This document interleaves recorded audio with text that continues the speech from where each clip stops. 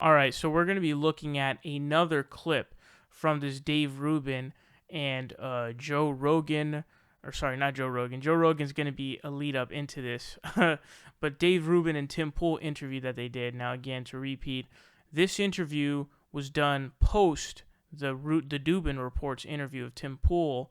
Then Tim Pool decides to do an interview of Dubin, and it was really interesting. So here, I'm going to show you guys a block footage. This one isn't going to be a cut up clips.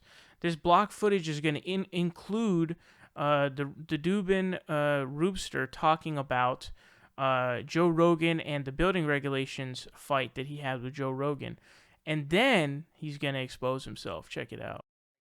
Look, the funny thing is, if you're doing something that's decent, if you're doing something that's relevant, you're going to get your haters. So that's all right. I never wake up in the morning. I always think it's like I see these people that are hating me all the time, and I'm like, who are you? What is wrong with you that you're waking up and you're thinking, oh, I got to figure out what Rubin tweeted today to go after him? It's like, listen, I'm doing my thing. If you don't like it, I said this before, but don't watch. It's okay. You were on Rogan once, or were you on more? 3 times. So there was one particular incident where Rogan was asking you about why you believe in less government control. Yeah. People felt like you didn't know what you were talking about, that you were advocating for a position that you weren't. No. So this was, I think specifically, this is the last time I was on Rogan, and we were talking about building codes, I think was the specific part of it. Yeah. Oh, you've been dragged. And I kept, yeah. And I said, we were talking, well, it was in the framework of talking about limited government.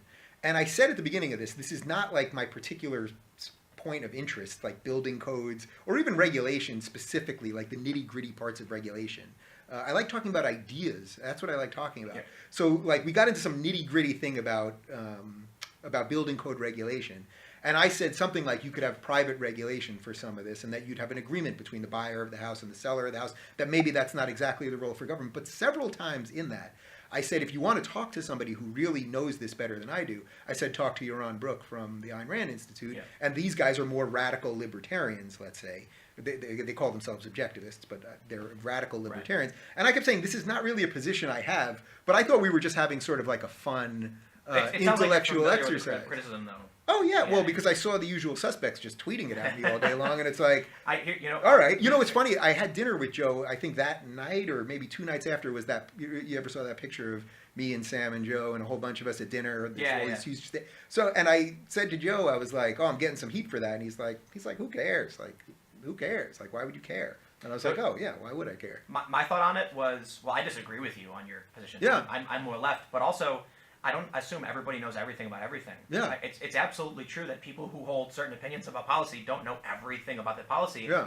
And in fact, the conversation with Joe was to try and help you understand whether or not you will strengthen your opinion or challenge your own opinion. Right. And by the way, Joe gave an anecdotal story about how his father, I think, was in construction and that he would have gotten away with a lot more if it wasn't for regulation.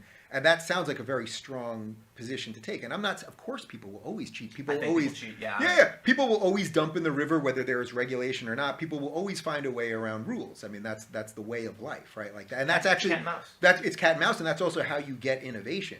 But in that particular instance, I mean, I repeatedly said, like, this is not exactly what I think. I really thought we were just sort of having a fun intellectual exercise. And then I could see, because it was personal to him, because of his dad, he got kind of into it. And then yeah, the YouTubers, Rogan destroys Rubin. Well, there's obviously people, like, it's funny, the same people who criticize you say the same crap about me. Yeah. So that's why I'm like the worst person to try and call you out on anything. Yeah. But here's the big problem with what we're doing here. Yeah. I trust you. Like, yeah. We've had drinks before. I've come to your studio. This is the 3rd time I've been here now, and so it absolutely is the worst. It's the most biased, probably calling out. But that's not really what it is. That's not really what it is. Just because there's, let's say, a mutual respect here, or that you think that I'm relatively decent, or something like that. The idea that somehow discounts you from asking the right questions. You actually just asked me very pointed questions. You asked me important questions. Now, would I have rather you just asked me to, like, talk about the things that I really love? Like, praise maybe, yourself. Yeah, maybe right. Maybe that would be more fun to a certain extent, but not really, right? So it's like the idea that you're not the right person to ask me because there's a respect there. I don't think that's right. I don't think that's right. Like, it's because we have but there is, and from an ethical point of view, I don't know enough. Yeah. Like, really, I'll say this to you guys. But see how you have to feel guilty about that, which seems a little crazy to me. It's not like, I don't feel guilty. Yeah. I want to make sure that people, I temper the hype. I don't want people to think this is going to be I don't want anyone to assume that I'm coming here to destroy Dave Rubin. Yeah. I think there's legitimate points that people have made. That the Koch brothers are taking us out to dinner after this, by the way. Oh, that's good. I'm not editing. I'm kidding. Oh, shit. They're like, I'm really just trying to pull the things off the top of my head that I've heard people say about you. It's not everything. It's not comprehensive. But, I've had people I know, like, I was talking to someone on Facebook and they said I used to be a big fan of the guy, but I feel like all he cares about now is SJWs and stuff. But you know what I do? I'm like, dude, me too. Like, my channel is predominantly focused on the rise of the far left, the lying media, this alliance they have. Yeah, I'm very critical of them. Let's do something. I actually don't even know what the answer to this is because I've been traveling so much that we had to tape. I did basically a whole month in Australia just now with Peterson, so we had to tape a lot in advance. But if I just quickly look at my channel, right, we'll just do this. I honestly don't even remember what order things are in right now. So I had this guy Tim Pool on today, right? He's an alt-right Nazi. Last week I had Onkar. That's a joke, by the way, because they will try and take that. If you want to say it's a joke, it's a joke. Okay.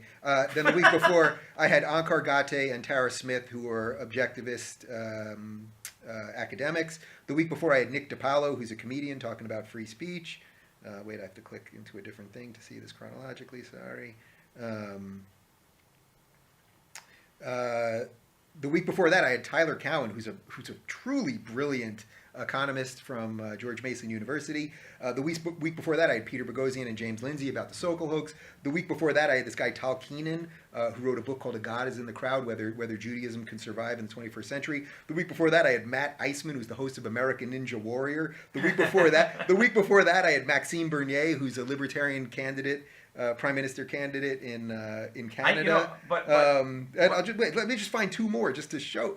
The week before that, I had Heather McDonald, who from the Manhattan Institute on the Diversity Delusion, and then I have a lot of back-end things in here, so it's hard to see. Then I had Everett Piper, who's a university president the week before that, and I had Jeffrey Miller, who's a behavioral scientist before that. So there's a really simple way to explain it, because I get similar criticism too, is you don't talk about the things I want you to talk about. Right, well, that's what they want. So that was interesting, the talk that he, what he explained to us about his interaction with Joe Rogan and, with the whole building regulations thing. That was a historic moment in YouTube politics, by the way. That went down as historic. I like how Dave Rubin goes, I like to talk about ideas. Like, that's a living meme right there, dude. Like, I like to talk about it. I'm going to have to clip that and make one of the alerts on my live stream. I'm going to have to make that one of them. But anyways, the point being is that, dude, like, what happened there? Dave Rubin has this talking point ingrained in him, like, and he kept saying it over and over again ad nauseum in that, building regulations, battle that he had with Joe Rogan, where he's like, yeah, but intellectually, I like the argument that, everyone has a, what do you say? He had a vested interest in doing good work, which isn't true. He's making a connection that's skipping a step. You don't have an vested interest to do work. You have an vested interest to do whatever you see as best right then. That's what you have a vested interest in. You don't necessarily have it in doing good work. Doing good work is a conclusion that you're getting to after what you're talking about. You're saying, because doing good work would imply that everyone's going to do that, and that they foresee doing good work helping them and getting money. When not really, that's not true at all. They cut corners all the time. But anyways, what happened? He had this dumb talking point that he went in with, and he fell into a trap because Joe Rogan personally knew about building regulations because his dad was an architect. So he fell into a trap. He was unprepared. He had no clue what he was talking about, and then he got mauled. That's what happened. And he just told you right there. He told you. He explained it to you. He's like, yeah, I went in with this dumb talking point, and he got personal. What he means by that is, like, he knew what he was talking about personally, which is, sadly, if Joe didn't have personal experience with building codes and architecture, that we made that, like, he might have just said that garbage, and it just kind of would have went through anyways, which would have sucked. But anyways, that was the Joe Rogan portion of that clip. Now, the other portion of that clip that you guys saw, Dave Rubin exposes himself, and I don't know why he did this to himself. So he, for some reason, decides to, like, look through. Well, the reason, I guess, is Tim Pool keeps asking him about it, which is good. And he goes through his list of previous guests. And he's had on all right-wingers and other, sort of, I guess you could say politically neutral randos, but just these random people Like there's that random Jewish dude or whatever who was saying God is in the crowd or whatever. But the point being is that all of those people were, they were Republican right wingers, and some even crazier than that. He says Onkongar, whatever his name is, that guy. He says like he's an academic. He doesn't mention that was part of the Ayn Rand Institute and part of the Ayn Rand video partnership that he did. Again, I'm curious as to how much money he made from that Ayn Rand Institute partnership, man. I'm really very curious as to how much he made. He must have made a fat chunk of cash. And so he goes, yeah, I had this objectivist academic on. Yeah, but you should mention that you got paid for that. That's the reason why you had him on. Let's keep it real. You wouldn't have had Onkongar blah if it weren't for the Ayn Rand Institute giving it to you as a suggestion. Let's keep it real. And all of them he lists are right-wingers. And he doesn't even notice it. He just kind of like, I don't know if it sank in his head like halfway through, like, oh, smokes. I'm kind of like dunking on myself here. I'm kind of exposing myself here. This is probably not a good idea for me. And so he might have like backed off like kind of halfway in. I don't know. But he just exposed himself. Like, what are you doing, bro? And then Tim Pool, I found this part to be really funny. So Tim Pool does a defense of Dave Rubin where he goes, yeah, people tell me too that, you just keep talking about SJWs and stuff like that. And so he gives a defense for Dave Rubin. And you know why? It's because Tim Pool is the spitting image, the mirror image of Dave Rubin. That's what I was talking about before, Tim Pool is the Dave Rubin of journalism, but he didn't even do journalism, by the way. He's just a commentator now. He just does the same shit as everyone else. He's just really bad at it, of course. But he's the spitting image of him, so he throws in this really hacky defense, like, "Oh yeah, man, they're telling me, all you do is all you do is talk about SJWs and this kind of stuff." And he offers like this half defense of Dave Rubin, which is really hilarious to me, absolutely hilarious. And then they complain about that, and people telling them to, be even-handed in what you're talking about. And the problem here is, when it comes to Dave Rubin, right? What did Dave Rubin say when he was talking about his show? Free speech, and more importantly, the free marketplace of ideas. The free marketplace of ideas heavily implies, and it means that you're going to have a marketplace of ideas. The problem with this is, and this is the grievance that we're airing with Rave Dubin, is that you have not actually had a more free marketplace of ideas. You've instead had a situation where you have actively blocked people from taking part in the marketplace of ideas. Sam Cedar, you won't have on. His name is like Voldemort. You won't even say it. That's how scared you are. I'm sure Michael Brooks would go on. You won't have David Pakman either, and you also won't have Anna Kasparian, your previous friend. What a marketplace of ideas that is. So when we tell you, hey, dude, the SJW garbage is getting tired, and you're not talking about ideas like you claim, we're going to call you out on that because you set up a standard, and now you're ditching it. So, yeah, we have to check you because you claim it's the marketplace of ideas. Remember what Dave said about Trump? He said he would be the first to hold his feet to the fire. Never did. You know why? It doesn't help the pockets. In fact, what does it do to his pockets? It hurts them.